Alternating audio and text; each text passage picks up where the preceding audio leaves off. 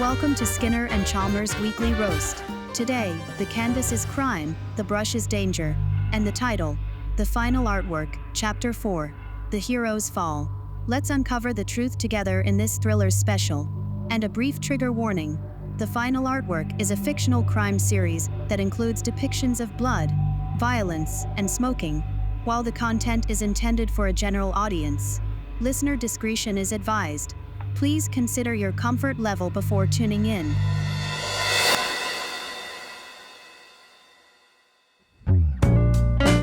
Welcome back, dear listeners, to another gripping episode of Skinner and Chalmers' Weekly Roast. But let's be honest, the only thing getting roasted today is our sense of security. If by that you mean my nerves, then yes, they are thoroughly charred. But what's a good crime story without a little suspense? Speaking of which, let's bring our audience up to speed. Right. If you've been following the case, you know that 3 former mayoral candidates have already been targeted: Booth Arctic and DeZenzo. Thanks to FBI Special Agent Francis York Morgan, we now have a clearer picture. Our suspect isn't just attacking random figures. This is methodical. Yeah, someone's got a real vendetta against Memefield's political elite. Which, to be fair, is usually reserved for the voters.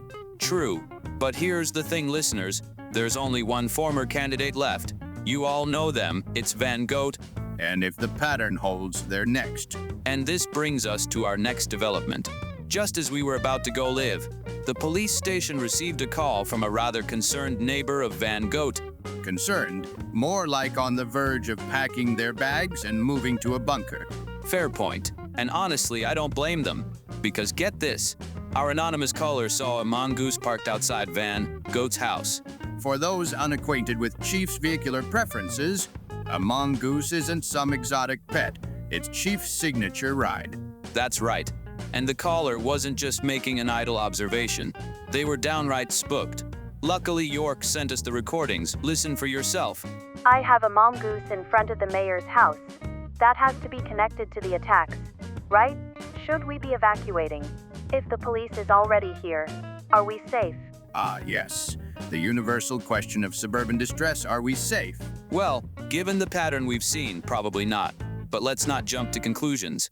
True. Chief might just be pulling extra security duty. He probably just wants to make sure personally that Van Goat is safe. And look at that. Once again, our favorite helmeted hero is one step ahead. It's almost like he knew something would happen. Indeed, Memefield can call itself lucky to have someone like Chief. You know what, Chalmers? Let's check in with Chief directly. You mean you're calling him? No, I thought I'd send him a carrier pigeon. Yes, just dial the number Seamer. All right, here we go. Calling Chief now.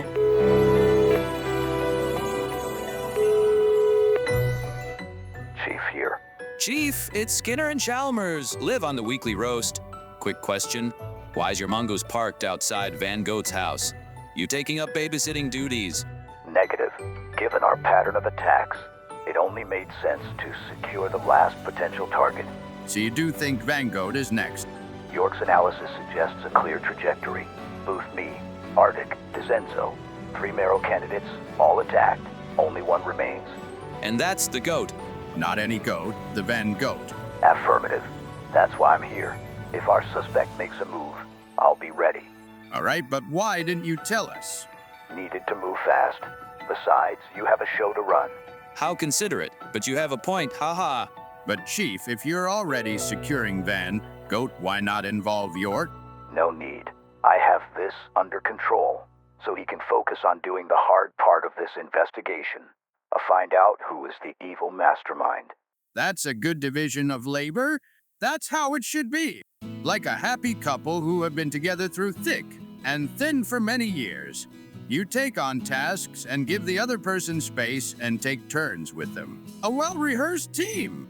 Oh, you said that beautifully, Chalmers. But hey, credit where credit's due. Chief is always one step ahead. That's the job. One step ahead indeed. York High. York High. York quietly opens the front door of Skinner and Chalmers' lovely house and enters. He wipes his shoes on the doormat outside the door and slowly steps inside.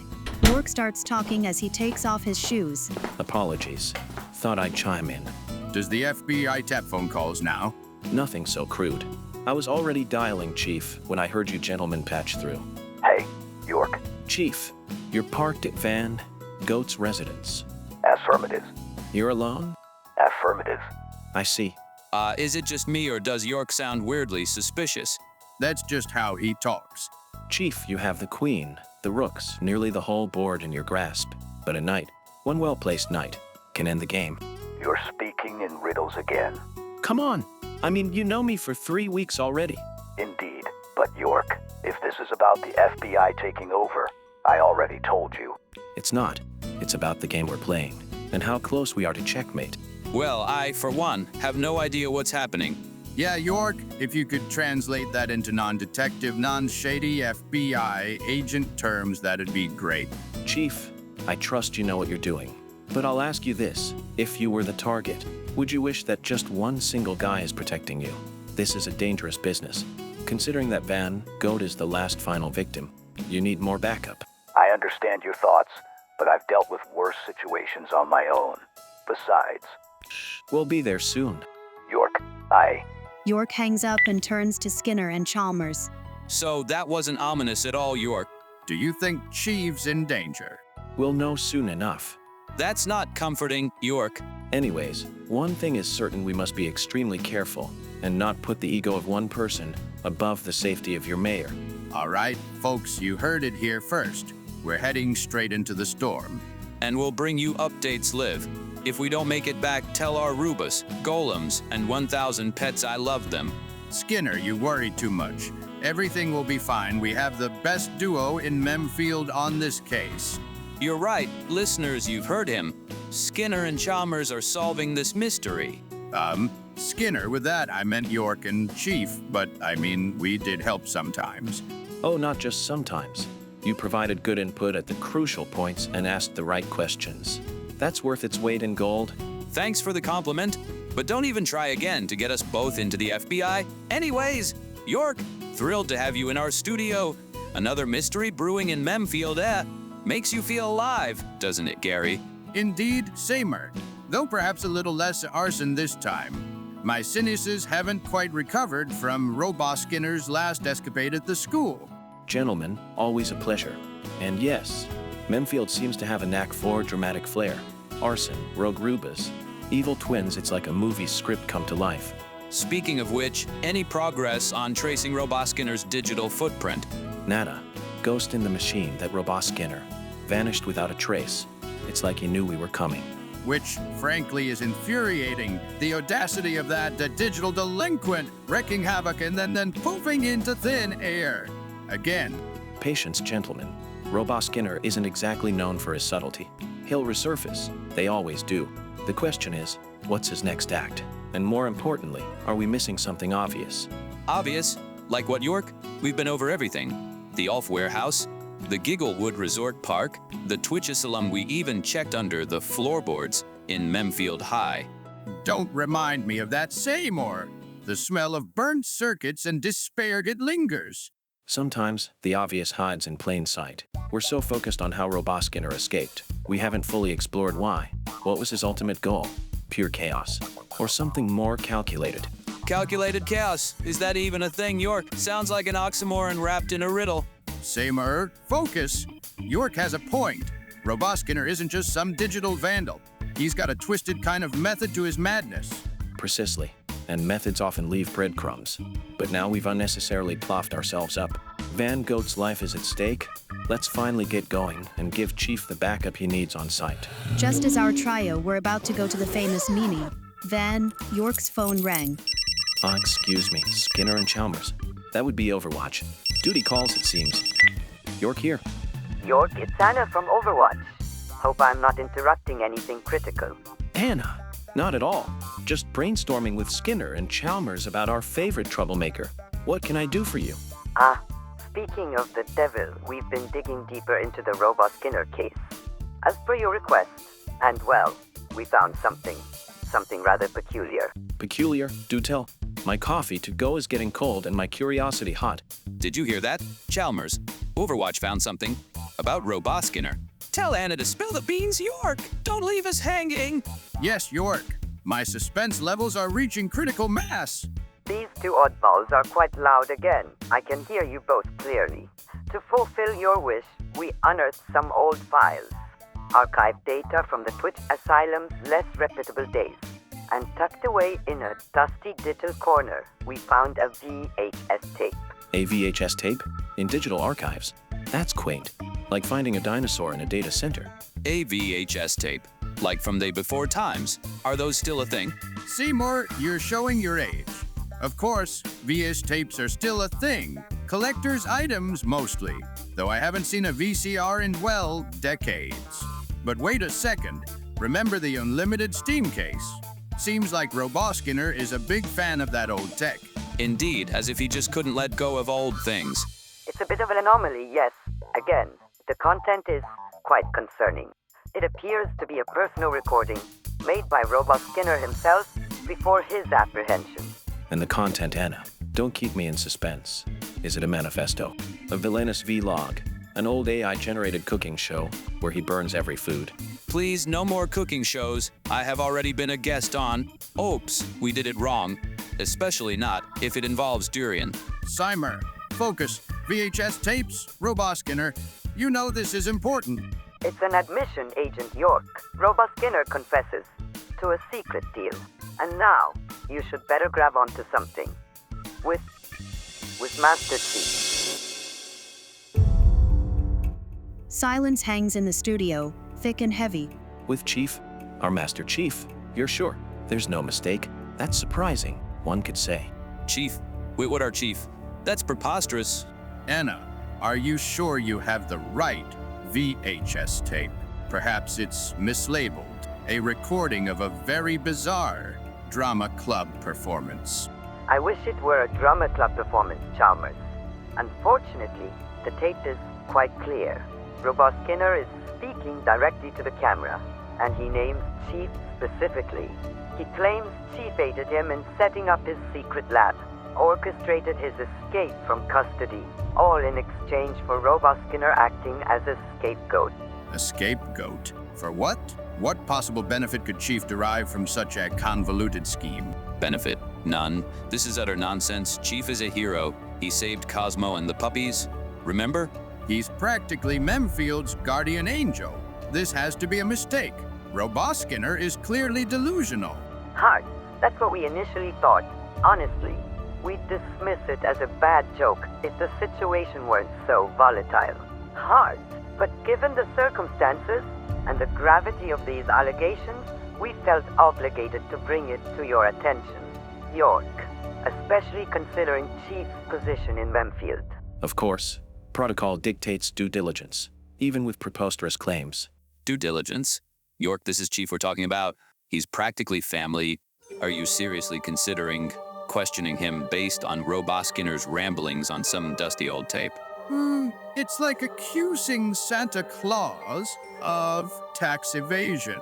It just doesn't compute. Skinner and Chalmers, I understand your skepticism. Believe me, I share it. Chief and I, we have a professional understanding. Bonded even over the last 3 weeks.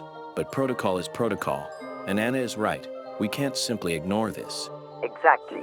We're not saying Chief is guilty, Skinner and Chalmers. Far from it. But these allegations are serious, and they require clarification. From Chief himself. Clarification, yes. Directly from the source, I concur. And now where are you two? It's just standard routine. Anna, thank you for bringing this to my attention. You did the right thing. We just wanted to give you a heads up, York. Given your working relationship with Chief, we didn't want this to blindside you. Anna, consider me informed. And Anna, one small favor. Certainly, York. If such a dapper young man asks me for help, I am happy to help. A VHS tape isn't readily available. Yes, we can arrange that. Where would you like it sent? No need for sending. Tell me, Anna, do you still possess a VCR? A working model? Perhaps nestled amongst your classic film collection? Agent York, are you suggesting? Just indulging in a bit of nostalgia, Anna. You see, there's something uniquely tactile about watching a VHS tape. The whirring of the mechanism, the slight tracking imperfections, the sheer analog beauty of it all. It's like archaeology. Anna, are things cinematic treasures from the pre-digital era? Tell me, Anna, does your VCR have seen things? Has it borne witness to cinematic history? Has it perhaps played Star Wars? Or maybe the chilling depths of The Shining? Imagine the stories that plastic strip could tell. Skinner and Chalmers stare at York, a mixture of bewilderment and amusement on their faces. York, are you having a moment with a VHS tape? Right now? With Chief potentially implicated in Robot Skinner's villainy. Seymour, perhaps York is simply processing the information through the lens of vintage technology appreciation. York, with all due respect, I'm not sure I follow.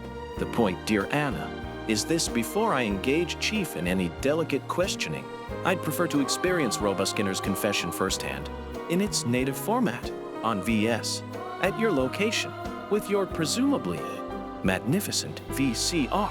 Well, yes, Agent York. My magnificent VCR is operational.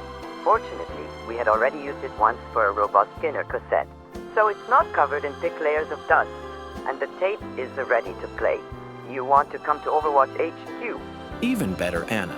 Would you be terribly inconvenienced if Skinner, Chalmers, I paid you a visit at your residence for a private screening of sorts? A VHS viewing party, if you will. A VHS viewing party? York, are you sure about this?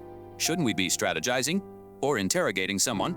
Seymour, let York have his cinematic moment. Perhaps viewing this analog artifact will unlock some hidden clue or inspiration. Sure, feel free to come over. If we carry on like this, we'll only be able to have film evenings with Robot Skinner tapes anyway. But one thing is important. You bring the popcorn. Popcorn. Essential, Anna. Absolutely essential. For cinematic reasons, and investigative ones, naturally. Considerate field work, of the vintage variety. We'll be there shortly. And Anna. Yes, Agent York.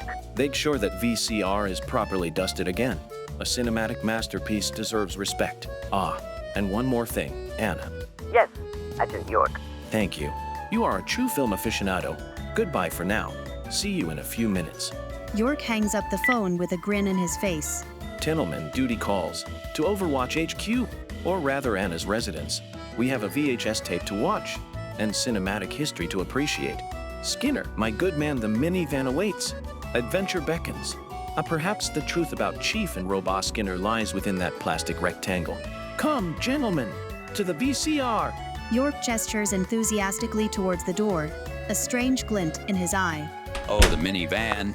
You know it's going to be a good story if the minivan is involved. Indeed, maybe we should take the alligators with us. They love the minivan too. But one thing, Chalmers, if Gizmo and Mr. Jellybeans throw up in my car again, I'm drawing the line. Come on, Seymour. It's all part of the adventure. Besides, a VHS viewing party at Anna's place with the alligators. Sounds rather civilized, actually. For a change. Skinner, Chalmers, and York head towards the door, ready for their VHS-fueled investigation, with Skinner grumbling good-naturedly and Chalmers surprisingly upbeat. They get into the mini-van, with Skinner on the steering wheel. York still seems very pleased, although it's not entirely clear whether he's more excited about being able to relive such an old relic of film technology live, or that a new clue is waiting for our case. In any case, they arrive at the Twitch Asylum. All right, folks, we've arrived at the Twitch Asylum, the single most chaotic place in Memefield outside of, well, my kitchen. I was about to say your kitchen. Low blow, Gary. Low blow. A few witty remarks to lighten the situation are always welcome, but first, we should gather ourselves. There's a reason we're here. While our heroes are chatting outside the asylum, the rusty gates of the Twitch Asylum open once again, and Anna steps out. Anna, I assume you have the VHS tape ready. Of course. You'd think I'd invite the ever-dashing FP, Agent Francis York Morgan, into our high-security Twitch dungeon without preparing a little show. Surely I want to impress this handsome gentleman. All right, settle down, Anna. We're here for classified federal evidence, not a flirtation speedrun. I'm just joking, Gary. You know me, and do I notice a little feeling of jealousy? Anyways, here we go. The team disappears behind the large metal doors and walks through various corridors, always accompanied by the sound of buzzing halogen lights. Anna opens a small room with her keycard and our heroes enter. The VHS player clicks, the static clears, and a grainy image appears on screen. Well, the tape's all set. This should be very interesting for you.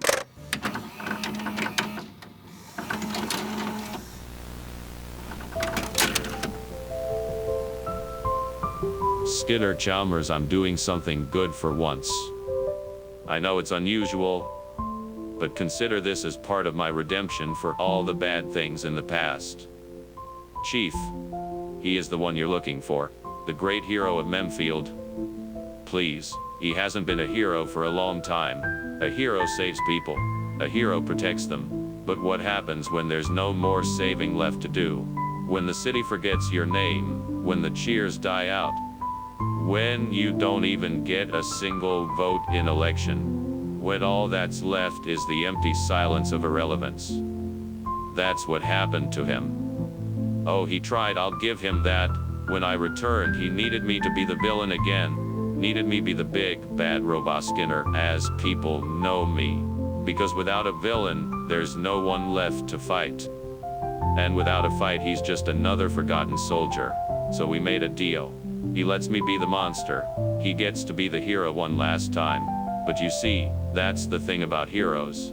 Real ones don't make deals with devils. And now, soon he has nothing left. The city won't love him anymore. They don't fear him. They don't even need him. A chief isn't the man you think he is. And if you're smart, you'll stop looking at me and finally start looking at him. Yeah.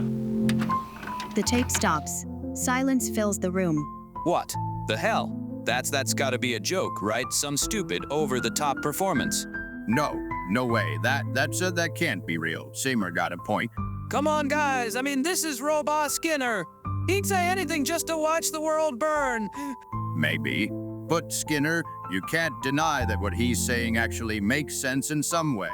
He was somehow always the first on the scene of the crime, or in DeZenzo's case, only arrived much later. It fits somehow.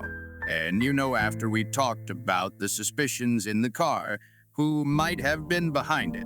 I had embarrassingly forgotten about the attack on him, and he reacted quite harshly to it. Oh, don't start. Gary, Chief is our friend. He saved Cosmo. He saved the puppies. I know that. But just think for a second. Chief was always one step ahead, right? Booth, Arctic, DeZenzo, all taken out before anyone even had a chance to intervene. And now he's parked outside Van Gogh's house. Alone. Too many coincidences. Coincidences. This is Chief we're talking about. The guy who's been protecting this town longer than some have lived here. And yet here we are, with a tape that points a finger at him. An absence that grows more troubling by the second. And a pattern of behavior that's looking less like that of a hero. And more like that of a strategist. Damn it, you guys are talking like he's the villain. I'm not saying that. Zach, on the other hand, well, let's just say we've been discussing it before. You've also toyed with the idea several times, haven't you? For example, when he kept wanting to focus on Dr. Stern, now we have something solid against him. Time to confront him with the truth. Oh God, the Zach thing again. Wait, I get it. Yoke, you're saying? The chief was always a step ahead, moving in ways that ensured he wasn't just part of the case. He was the case. Oh no, I don't like where this is going. As the group talks, York dials the number from Chief on the side on his phone to interview him for recording a statement against existing allegations. And now, well, let me guess, he won't answer my calls. The line rings once, twice, 3 times, then voicemail. Not good. Definitely not good. Maybe he's just, I don't know, busy. Yeah, real busy not answering the only FBI agent on the case. He said he was alone with Van, go to protect them. But if he's not responding, and we know he's there, and now we have material that raises serious doubts about his actions. Then Van Gogh might be in danger. No way. You guys are getting paranoid. Am I? Let's lay out the board, Skinner. Chief always a step ahead, always at the scene before anyone else. Booth Arctic, DeZenzo, he was always there, before the police, before me, every time. And the attack on Chief and his mongoose falls out of the pattern. The only candidate who didn't suffer any serious injuries. The only incident where there were no witnesses or incriminating footage. And now he's with Van Goat, alone. I don't. I just... Everyone makes a mistake eventually, Skinner. Every strategist, every tactician, every player in a game. And Chief, he might have just made his. He shouldn't have got involved with Skinner. He, first and foremost, should have known that a too chaotic constant in the narrative. York, what do we do now? We go to Van Goat's house, a sap. And if we're wrong, Then we're wrong, and Chief will have one hell of a story to tell us. And if we're right, Then it's time for checkmate. If you guys are heading over there, you better move. I'll keep an eye on communications. See if anything strange happens on the police network. Good, keep us posted, and report back to Overwatch HQ. Will do. Good luck, guys. You're going to need it. all right, let's go. I really, really hope you guys are wrong. I don't deal in hope, Skinner. Just facts. And the facts are telling us... That we're already out of time. Our heroes literally sprint to the mini van. York even puts out his cigarette in the portable ashtray on the way, which shows that it must be serious. Ah, and as much as I love the scenic drives with you, this time I'm behind the wheel. Now, hold on just a second. Do you want to tell me I'm driving slow? I don't egg around on the street. Oh, really? Because last time, I saw an old lady with a walker overtake us at a crosswalk. That was one time, and she had momentum. Gentlemen, as much as I enjoy this discussion on pedestrian velocity, we don't have time to debate Chalmers' unique driving technique. Unique, huh? Nutted. Chalmers, you're an excellent superintendent, but let's face it, you drive like you're escorting a royal procession. I'd say more like a funeral march, but sure, let's go with that. Oh, come on, guys. At least I'm not crashing into the next best tree, like a certain principal here is all the time. You do realize we're chasing down a potential murderer, right? If we drive at your preferred speed, we'll arrive just in time for next week's crime scene. Fine, fine. But if you scratch our minivan, Then I'll personally replace it with a high-speed mongoose. Oh, I like that plan. just drive York. Tires screech as York floors it, accelerating way past Chalmers' comfort zone. Not that fast. Adapt or perish, Chalmers. That's what they say in the cool movies from the 80s, isn't it? Nobody says that while driving. I'm sure someone does. The mini van speeds down the Memefield streets, with York behind the wheel. Unlike Chalmers' cautious pace, York drives with a focused intensity, the vehicle mirroring the urgency of their thoughts. Are you sure about this? York, going straight to Van Goat's? Shouldn't we, I don't know, call for backup or something? What if Skinner is there? And poor Van Gogh. Imagine what he must be going through after everything that has happened. Patience, gentlemen. Backup is always an option, and I will consider it. But first, we need information, and sometimes the fastest route is the most direct one. Besides, driving at 15 miles per hour in a case like this, Chalmers, with all due respect, it's practically an invitation for the culprit to outmaneuver us. I resent that remark, York. I consider myself a perfectly safe and scenic driver. Oh, scenic, absolutely, Gary. Especially when we admire every single fire hydrant at 5 miles per hour. Samar, not again. Gentlemen, focus. We are on our way to Van Goat's residence. But before we arrive, there's something crucial we need to discuss. Skinner, Chalmers, you've known Chief for years. You admire him, I admire him. A hero, a protector, someone who puts Memefield above everything. But heroes, well, they also have shadows. What if I told you that your hero is indeed the one behind all of this? Chief, York, stop it right there. You're going way too far now. Chief, the guy who pulled me out of the river that time after I foolishly tried to take a selfie with a snapping turtle, and the savior of Cosmo and the puppies. No, absolutely not. Yo, York, with all due respect, that's unthinkable. Chief is Chief. He wouldn't. He couldn't. I understand your disbelief, but hear me out. Let's look at the facts. Booth, Arctic, Dezenzo, all candidates who ran against Chief in the mayoral election. Booth staged like a piece of art. Arctic manipulated by machines, Dezenzo by an explosion of his own tech. Who besides Chief would have the means and the motive? Who else has the privilege of acting so freely from the inside, from within the police force, without arousing suspicion? York's voice takes on a more serious tone. like a lecture explaining a complex theory. Chief was once Memefield's great savior, the one who defeated Roboskinner, who protected the town from countless dangers. And what did he get in return? Not a single vote in the election. No more recognition. Not even a single appearance on your podcast before. Every little thing. All you hear from him is a deaf cry. Just ask the people from the MemedHamsAI community. For him, it was as if the town he saved betrayed him. York pauses, letting his words sink in. Skinner and Chalmers are silent, processing. Imagine how that feels. Years of service, of sacrifice, and then nothing. No respect, no significance anymore. Chief was a hero, but the town forgot it. He's not a symbol anymore, and that he couldn't bear. He only knows the military, the recognition from missions. It's a colder world there than in loving families, like yours with all your pets. But why these attacks then? Why Booth and the others? And why so technically elaborate? Chief isn't exactly known for his fine motor skills when it comes to technology. Because Chief sees them as obstacles. Booth, Arctic, and Dezenzo were all in the spotlight. They had more votes. They had the attention, the recognition he no longer received. And Chief thought, if he removes them from the equation, not kills, perhaps just injures, he could shine again. He could be the hero again. If there are no other candidates, he, as the only candidate left, can regain significance. And as for the technology, he has a very capable companion, Cortana. Another silence descends, heavier than the last. Skinner and Chalmers are speechless, the pieces of York's theory slowly clicking into place. An imposter. That doesn't make sense, York. Chief is the good guy, the type who saves us all. Besides, that motive of his way too simple. An imposter. Why would Chief think becoming mayor is the only way to get recognition back? Heroes are just people, Skinner, and people make mistakes. And sometimes, simple motives are the most powerful ones. But you're right, that's not the whole picture. Your analysis is surprisingly astute, Skinner.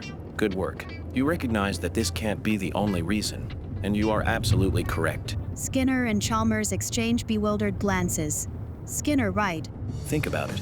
Chief was at every crime scene first. He always had an explanation, but his caution was too perfect, too preemptive. He was making sure no one suspected him. Even his own attack, the tripwire between the trees, it was part of his plan to deflect any suspicion. Instead, he brought Roboskinner, his great nemesis, into the mix. Roboskinner was meant to be framed as the culprit. All the evidence, at the Twitch Asylum, it fits perfectly. And then, as the grand finale, Chief would apprehend Roboskinner, condemn him for his crimes, and voila, Memefield has its king back. That's his bigger motive. These conclusions, you've had these in mind all along. But if Chief wanted to bring the evil twin Roboskinner on board as the villain, why did Chief commit the attacks himself in the first place? Why wouldn't Chief just task Roboskinner to commit all the attacks and Chief apprehend him at the end? Excellent question, Chalmers. Did you hear that, Zach? Skinner and Chalmers, they're seeing the case clearly now. Two figures from the heart of Memefield, able to see through the veil of crime. Truly remarkable. York elaborates, his tone shifting back to a more conversational, yet still analytical style. To answer your question as far as I understand now, Roboskinner is known for his, well, harsh methods in the past. Chief still sees you both, and the others still as friends. People he needs to protect. Chief wouldn't risk Roboskinner going too far during the acts, and someone actually getting killed. You've noticed, no one has died in these attacks so far. That's a consistent pattern. Furthermore, having Roboskinner carry out the attacks after his escape would have been, let's say, complicated. All of Memefield is on high alert. Roboskinner would be easily caught, especially with Overwatch agents on his trail. And who would have guessed? Roboskinner seized his opportunity to sabotage the deal. Always study your opponent, Chief. Observe his strategy, and the figures on the board. You made a miscalculation, Chief. Skinner and Chalmers are mostly silent, finally starting to grasp the picture York is painting, though still struggling to accept it. The Mimi. Van approaches Van Gogh's house, and York adjusts his jacket in the car, a sense of impending confrontation filling the air. Now, the Mini. Van screeches to a halt in front of the imposing town hall, the official seat of Mayor Van Gogh. The building looms before them, silent and unyielding. All right, gentlemen, we're here. Let's see if Mayor Van Gogh is receiving visitors. York strides towards the main entrance and tries the door handle. It's firmly locked. As expected. Not exactly rolling out the welcome mat, Chief. Locked! Does that mean he's inside? With Van Goat? Oh, this is getting seriously creepy. Poor Van Goat. They must be terrified. No time for door knocking, gentlemen. Let's try a more discreet approach. Skinner, Chalmers, split up, circle the building. Look for any other entrances. Service doors, windows, anything. Split up. But York, what if Robot Skinner is lurking around those bushes? Seymour, stop being such a scaredy cat. We need to find a way in. Come on. Overwatch with your catch evil twin once again. Don't worry. Skinner and Chalmers reluctantly move to opposite sides of the town hall, disappearing around the corners. York remains at the main entrance, scanning the building, a thoughtful expression on his face. Minutes tick by. The silence stretches, punctuated only by the distant sounds of Memefield going about its day. York checks his watch, his patience wearing thin. Come on, find something. Think like a villain or, well, a hero trying to catch one. Suddenly, York snaps his fingers, a spark of realization in his eyes. Wait a minute, secret entrance. Every good crime series has a scene with a secret entrance. Think Zach. Think Van Gogh. What do we know about Van Gogh? Besides being mayor and a goat and fond of salt. York's eyes widen. A slow smile spreads across his face. Of course. The salt shaft. It's so obvious. Why didn't I see it before? Zach, you sly dog. You knew all along, didn't you? Just then, Chalmers' voice crackles over York's radio. York, I think I found something. You won't believe this. Chalmers, you found an entrance. Don't tell me. Is it salty? Salty? Well, yes, actually, there's a salt shaft. Around the back of the building, it looks accessible, in a very unorthodox way. Unorthodox is our middle name, Dave Chalmers. Lead the way. Skinner, get over here. Chalmers found the scenic route. Scenic route? Is that code for dangerous and probably involving confined spaces? Think of it as immersive architecture. Skinner, now move it. York rushes around to the back of the town hall, where Chalmers is already peering into a dark, narrow opening in the wall, emanating a distinct salty smell. Skinner arrives moments later, looking decidedly less enthusiastic. A salt shaft? Are you kidding me? We're going to crawl through a salt shaft. This is even worse than the sewers. Come on, Seymour, don't be such a drama queen. It's an entrance. And besides, think of the minerals. Indeed. Skinner, think of the adventure. Besides, it's either the salt shaft or we try to explain to the Memefield Police Department why we're breaking down the mayor's front door. Your choice. Salt shaft it is. But if I get stuck, I'm blaming both of you. With varying degrees of enthusiasm, York, Skinner, and Chalmers squeeze themselves into the narrow salt shaft. The sound of scraping and muffled groans fills the air as they navigate the claustrophobic passage. After what feels like an eternity of tight corners and salty air, they tumble unceremoniously out of the shaft and land in a brightly lit kitchen. Well, would you look at that? The kitchen. And remarkably no sign of anything burning. A first for a Skinner-adjacent kitchen, wouldn't you say, Seymour? Hey, my culinary experiments are misunderstood, not burnt. And this isn't even my kitchen. Gentlemen, culinary critiques can wait. We have a mayor to potentially rescue, and a culprit to apprehend. Mayor Van Goat's office should be that way. York gestures towards a door leading out of the kitchen. They cautiously make their way through the town hall, the silence inside amplifying the tension. They reach a heavy wooden door, presumably leading to the mayor's private office. York pauses, pressing his ear against the door, listening intently. Too quiet, almost unnervingly so. What do you think, Zach? Feels like a trap, doesn't it? Like our perpetrator is right on the other side, waiting for us. A trap. Oh, great. Just what we needed. Maybe we should, well, knock. Politely announce ourselves. Seymour, I think now is not the time for social niceties. Definitely a trap, but we're walking into it anyway. Skinner, Chalmers, stay out here. Stay out here!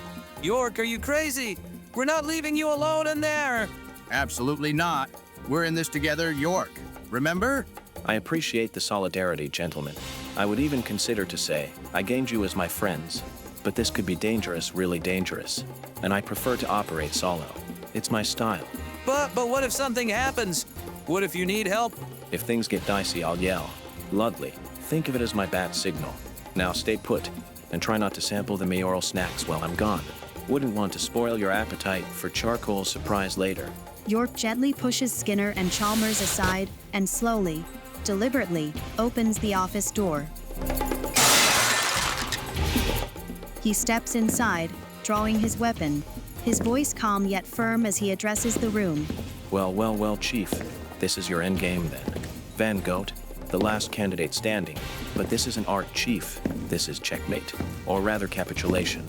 York's eyes take in the scene before him.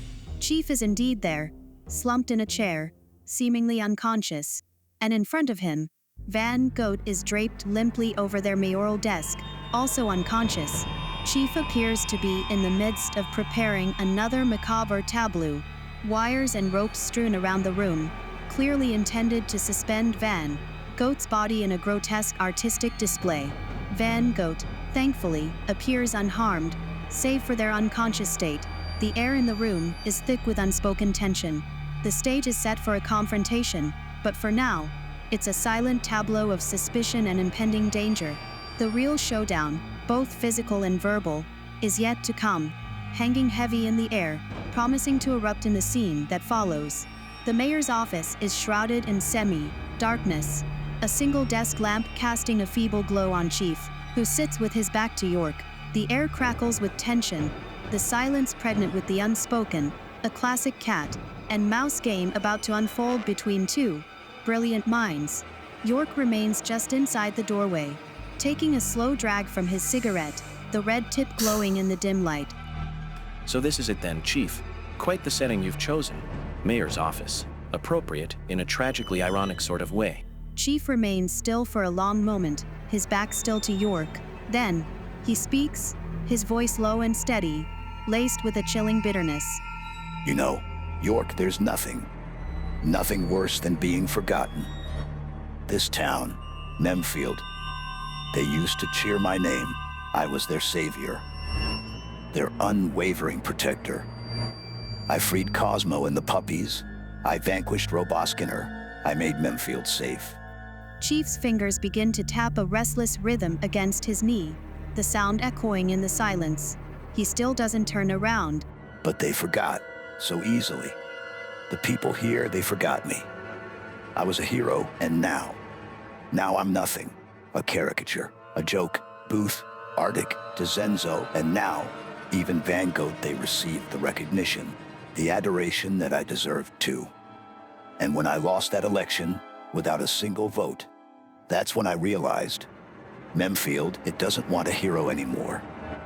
It wants entertainment, spectacle. So I gave them what they craved, art. Chief finally turns his head slightly, just enough for York to see his profile in the dim light. There's a flicker of something akin to surprise in his voice, but it quickly hardens back to bitterness. You surprised me, York. I'll admit that. I didn't expect you to figure it out so quickly. But then again, you always were perceptive. Roboskiner, yes, he was supposed to be the scapegoat, the perfect fall guy, so that I could step in, be the savior once more.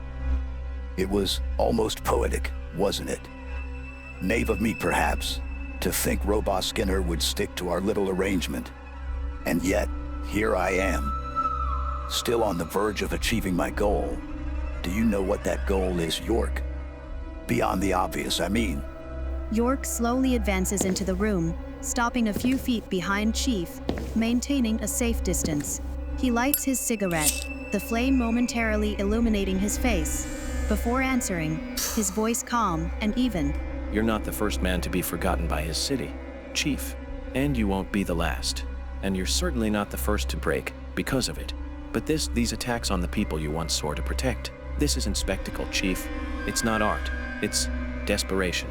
Chief lets out a soft, humorless laugh, a sound that is more resignation than amusement. Desperation, York, no. You're a man who observes, who studies the moves of his opponent, but you'll never understand what it means to sacrifice everything. Your soul, your humanity, all for the sake of protecting this town, for the sake of protecting the world, the good, to be only an empty shell packed in a high-tech Spartan armor. No, York, this isn't desperation. This is control. Chief rises slowly from the chair, turning just enough to face York partially, his face still mostly obscured by shadow. His voice hardens, becoming more forceful. I orchestrated it all. York, Booth, Arctic, Dezenzo, every attack was a message. They represented something I couldn't tolerate. Proof that heroism had become irrelevant. Their voices and their stupid plans were heard, while mine faded. I didn't want to kill them, just remove them from the stage. I wanted to show them, to show everyone, that I was still the one pulling the strings. And then, in the end, I would be the savior again. The hero who brings Robot Skinner to justice, who saves Memefield once more. I wanted to be seen again. Chief takes a step closer to York, his tone turning darker, more intimate, almost confessional. It wasn't just about being the savior, York. I wanted them to suffer, but not to die. They needed to feel what I felt, the feeling of being erased, of being insignificant. Booth, he always talked about art, about the suffering artist. I granted him his wish. He became a piece of art. Chief stands, fully upright now, looming over York, his voice dropping to a menacing whisper. I saved this town, York, and no one thanked me. Instead, they forgot. Do you think I needed Robot Skinner, even if he had stuck to my plan? No. I used him, just like this town used me, made a laughing stock out of me. In Arctic's stream, people are always laughing at me because all I ever do is die. And now I'm ready to end the game. York remains unyielding, his gaze unwavering, watching Chief's every move. He takes another deep drag from his cigarette, then speaks, his voice quiet, but resolute, cutting through the darkness. You're right, Chief. This town did forget you as the savior, and for that, I am truly sorry. But what you completely overlooked is that they saw you as more than that, as a friend, as a partner in crime, literally, not just an unattainable savior. Let me ask you, do you know the difference between a hero and a tyrant, Chief? A hero accepts his fall with grace. A tyrant destroys everything he once protected, because he can't stand to see it thrive without him. You wanted to force Memefield to see you again, as the savior, but all you've accomplished is making them lose the hero they once admired. The king has fallen, Chief. York takes a step forward, his voice gaining strength, dropping his cigarette into a nearby ashtray, the small sound echoing in the tense office. You wanted Memefield to see you, Chief. Well, now the whole town will see you, not as their savior, but as someone who broke their hearts. Chief wavers, York's words hitting their mark. A strange sound escapes his lips, starting as a chuckle, then escalating into a desperate, almost deranged laugh. Maybe you're right, York. Maybe I'm not a hero anymore, but an artist. Oh yes, I am an artist now. And this final artwork, York, this will be my masterpiece. In a sudden, desperate movement, Chief lunges towards a hidden lever concealed behind the mayor's desk. But York is quicker. Reacting in a split second, he grabs a heavy file folder from a nearby table and hurls it with surprising force. The folder strikes Chief squarely on the arm, throwing him off balance. Chief stumbles, his hand losing its grip on the lever, as he crashes to the floor with a heavy thud. Chief lies sprawled on the floor, the dim light casting long, distorted shadows across the mayor's office. The game, for now, seems to be over. The harsh office lighting reflecting off Chief's helmet. York stands over him, the tension in the room as thick as the salty air he had crawled through. It's over, Chief. The game's done. Time for the credits to roll. Chief slowly raises his head, looking up at York. A flicker of sadness, almost defeat, softens his hardened features. You don't understand, York. You never will. You and Zach. Maybe not, Chief. Perhaps some depths are unfathomable to those who haven't walked them. But one thing I do understand, Chief, with absolute certainty, you defeated yourself. Suddenly, a flicker of something else, something chilling, replaces the sadness in Chief's eyes. A grin, distorted and unsettling, spreads beneath his helmet. You think you've won the game, York, but the The finale always belongs to the director. In a lightning, fast motion, defying his prone position, Chief's hand darts into a hidden pocket. A small device appears, and his thumb slams down on a button. Instantly, the office is assaulted by a deafening shriek, a high-pitched whine that grates on the nerves. Coupled with a blinding flash of light that erupts from the device, York throws an arm up to shield his eyes. Momentarily blinded and disoriented, Chief seizes his chance. With surprising agility for a man of his size, he scrambles to his feet and launches himself at York. A brutal shoulder charge slams into York, sending him staggering backwards, crashing hard against the edge of the mayor's heavy desk. Winded, York struggles to regain his balance as Chief, roaring with a newfound fury, grabs a heavy, ornate sculpture from the desk. He swings it in a wide arc, aiming to crush York where he stands. But York, despite the pain in his back, is still quicker.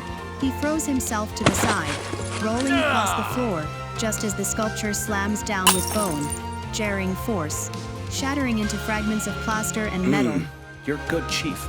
I'll give you that. But good isn't good enough against Zach and me.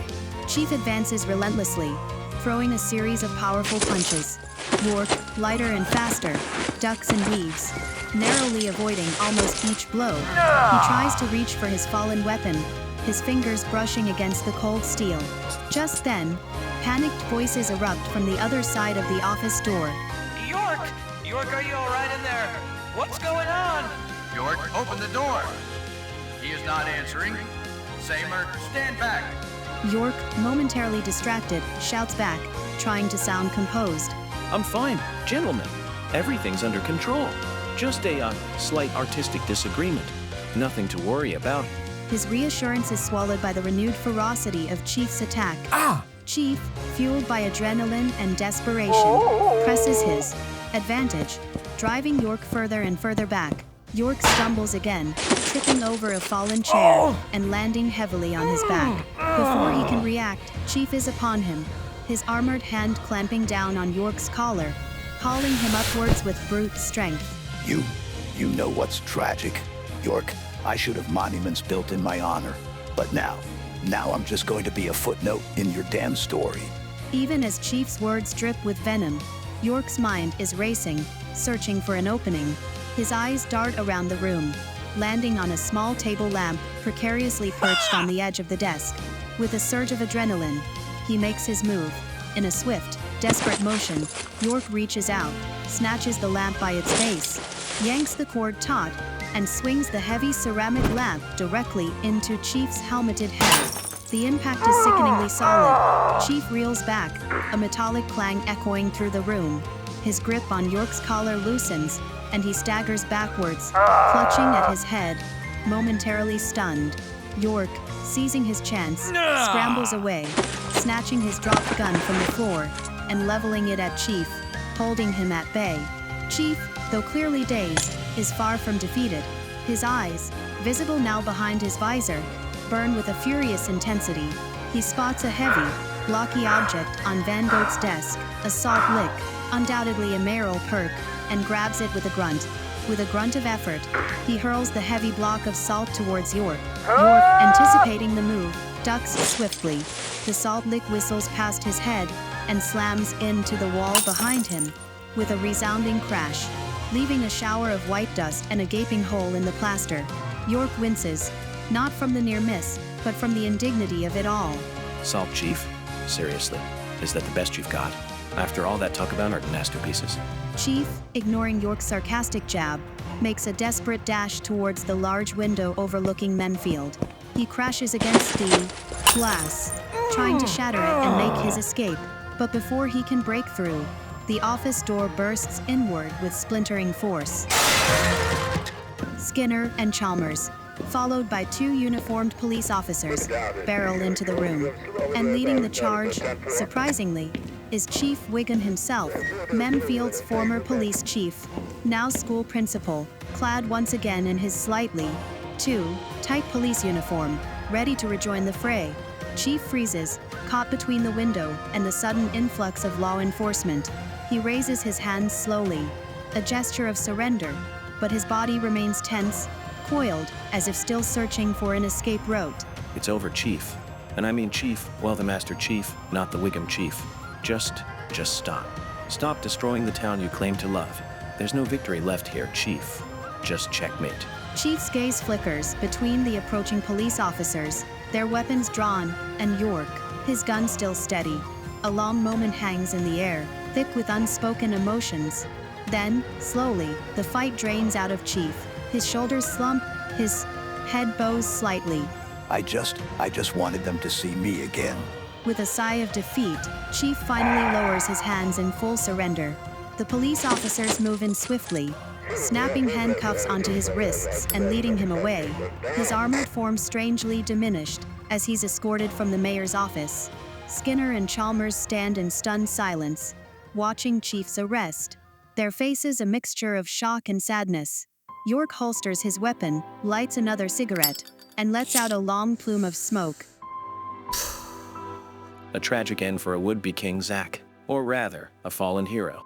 Even chess masters sometimes forget to protect their own king. He wasn't just a man, he was a symbol. A symbol of what happens when heroes are forgotten. Skinner and Chalmers remain speechless, absorbing the weight of York's words. York nods towards the still unconscious mayor. Chalmers, Skinner, perhaps you could attend to Mayor Van Goat. Make sure they are all right. I believe an ambulance is in order. Skinner and Chalmers finally snap out of their daze and rush towards the van. Goat, gently helping them up from the floor, their faces etched with concern. York watches them for a moment, then turns back to the shattered remains of the mayor's office. The lingering scent of salt and the heavy silence a testament to the dramatic showdown that had just concluded. After an ambulance arrives and van, Goat is loaded, Skinner, Chalmers and York make their way to the Mini van together. The police have already cordoned off everything outside. They all drive to the police station for a briefing, preceded by the police car with Chief and Chief Wiggum. This time Skinner is driving. York is obviously pretty shaken up from the fight, and will definitely need a painkiller later. I still can't believe it. Chief? People who sacrifice the most for others often have the least left for themselves, Skinner. But that doesn't explain everything. What do you mean, York? Chief was brilliant, methodical, but these acts, they were too perfectly orchestrated. It's as if someone else planned his moves for him. Chief painted the artwork, yes, but his muse is someone else entirely, I believe. The Mini van pulls into the police station parking lot. York, Skinner, and Chalmers get out, the somber silence still clinging to them. The patrol car arrives just ahead, and they watch as officers carefully escort a handcuffed Chief from the vehicle. The officers lead Chief into the station, his gait heavy, his expression blank. He's placed wordlessly onto a bench in the waiting area. York, Skinner, and Chalmers follow, their eyes fixed on Chief. They watch as an officer gently removes Chief's helmet. Beneath it, Chief's face is etched with exhaustion, his usual stoic demeanor replaced by a look of utter defeat. York approaches the discarded helmet, picking it up and turning it over in his hands, his gaze intense. The truth, gentlemen, it's always in the details. Let's see what this helmet can tell us. York carries the helmet over to a nearby tech lab within the police station. A technician, with an uncanny resemblance to Tech from the Bad Batch series, greets them with a nod. The technician, a young, efficient-looking officer, takes the helmet and expertly connects it to a diagnostic device. Data streams and log notes flicker to life. On a nearby monitor, Cortana's recorded data. Let's see what we have here. Agent Morgan, say the technician. Accessing helmet telemetry. Cortana integration logs. That's peculiar. These command protocols, Cortana's directives, they show unusual deviations. Suggestions that are uncharacteristic for a support AI, especially one with Cortana's profile. Uncharacteristic? How so? Well, typically, Cortana functions as a friendly companion, an assistant for Master Chief, says the technician. But these logs, it appears Cortana wasn't just assisting Chief's actions. She was actively encouraging them, almost egging him on. Interesting. Any indication in the data logs of Roomba integration? Remote visual feeds, perhaps? Let me check, scanning for secondary device protocols. Roomba, Roomba negative, Agent Morgan. Not in these initial telemetry logs. But there's a lot of data to sift through. York steps closer to the monitor, his eyes scanning the lines of code and data streaming across the screen. Skinner and Chalmers peer over his shoulders, their expressions a mixture of confusion and apprehension. Suddenly, the technician highlights a section of the logs, and an audio waveform appears. He clicks play. Cortana's voice, distorted and chillingly persuasive, fills the lab. Cortana says, Chief, you were always the true hero of Memefield. Booth, Arctic, Dezenzo, they were obstacles in your path. Remember why you do this, Chief. Memefield needs you to protect them. The technician plays another audio snippet, this one even more unsettling. This town will never truly understand you, Chief. But your actions, they will become legend. They will write history. That's not right. That doesn't sound like Cortana. Not the Cortana I know from the simulations. This isn't just assistance. This sounds manipulative. Skinner and Chalmers exchange horrified glances, the weight of York's implication sinking in.